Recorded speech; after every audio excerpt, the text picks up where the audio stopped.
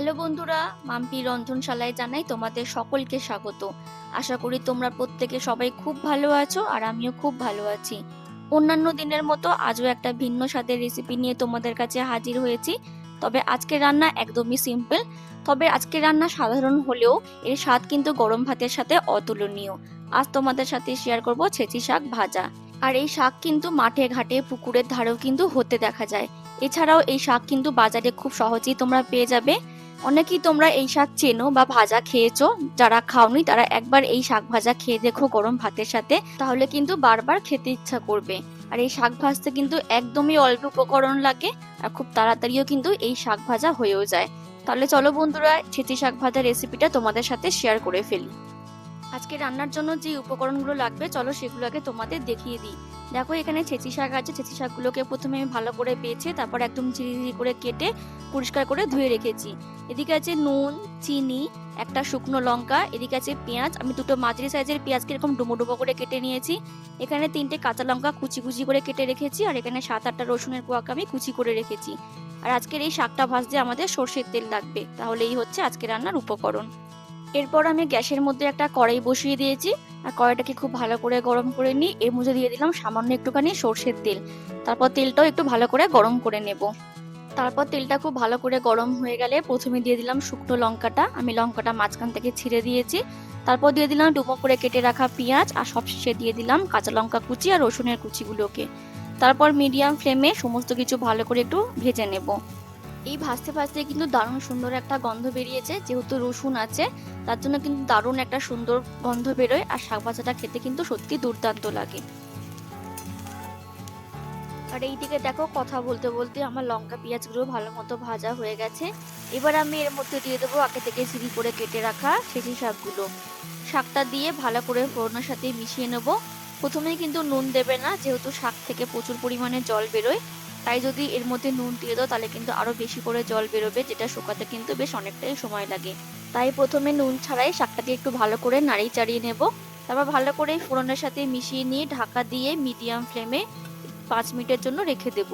এইভাবে ঢাকাতে ঢাকাতে যে কোনো শাক যদি রান্না করো তাহলে কিন্তু শাকের মধ্যে থেকে যে জলটা বেরোয় সেই জলের মধ্যেই কিন্তু শাকটা খুব ভালোভাবে মজে যায়।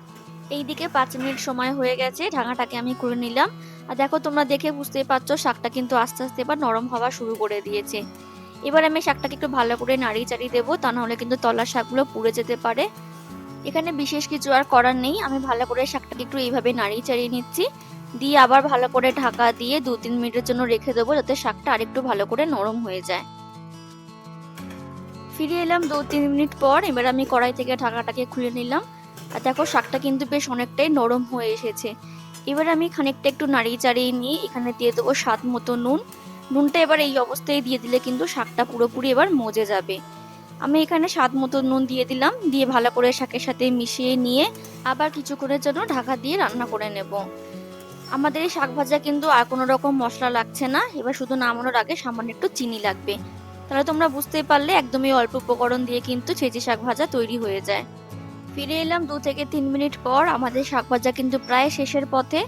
আমি ঢাকনাটা খুলে নিয়ে আরো কিছুক্ষণ 1 মিনিটের মতো একটু রান্না করে নেব। তবে এখানে আর ঢাকাটা দেব না, শাকের মধ্যে যে একটা জল জলা ভাব রয়েছে সেটাই এবার একটু শুকিয়ে নেব। 1 মিনিটের মতো সময় নিয়ে শাকটাকে আমি এবারে খোলা অবস্থাতে একটু ভেজে নেব।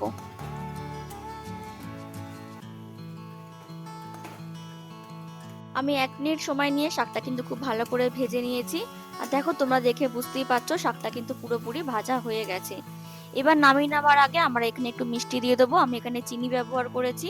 আমি এখানে সামান্য একটু চিনি দিয়ে দিলাম। যে কোনো শাকের রেসিপিতে যদি নামানোর আগে একটু চিনি দেওয়া হয় তাহলে কিন্তু সেই রান্নার স্বাদ খুব ভালো হয়। তবে তোমরা যারা মিষ্টি পছন্দ করো না তারা কিন্তু স্কিপ করতে পারো, তবে চিনিটা দিলে কিন্তু খেতে ভালো লাগবে।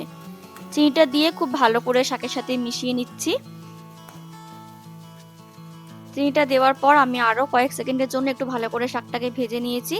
আমাদের শাক ভাজা এখানে পুরোপুরি রেডি। এবার এটাকে আমি নামিয়ে নিয়ে গরম গরম ভাতের সাথে পরিবেশন করব। চলো তোমাদের আমি শাক ভাজা আজকে পরিবেশন করে দেখাই। তাহলে বন্ধুরা, আমার আজকের রেসিপি ছিল ছেঁচি শাক ভাজা, যেটা কিন্তু পরিবেশনের জন্য একেবারে তৈরি হয়ে গেছে। এটা কিন্তু গরম ভাতের সাথে খেতে দুর্দান্ত লাগে। তোমরা কিন্তু একবার এইভাবে ছেঁচি শাক ভাজা করে খেয়ে দেখো গরম ভাতের সাথে, তাহলে কিন্তু তোমাদের বারবার খেতে ইচ্ছা করবে। আর এই শাক ভাজা তৈরি করতে কিন্তু একদমই অল্প উপকরণ আর অল্প সময় লাগে, সেটা তোমরা দেখে বুঝতেই পারলে। তাহলে আমার আজকের এই রান্নার ভিডিও তোমাদের কেমন লাগলো প্লিজ কমেন্ট করে জানিও। ভালো লাগলে একটা লাইক করে দিও আর আমার চ্যানেলটাকে সাবস্ক্রাইব করে দিয়ে আমার পাশে থেকো। দেখা হবে পরের অন্য কোনো একটা রান্নার ভিডিওতে। ততক্ষণের জন্য ভালো থেকো, সুস্থ থেকো এবং অবশ্যই সাবধানে থেকো। টাটা।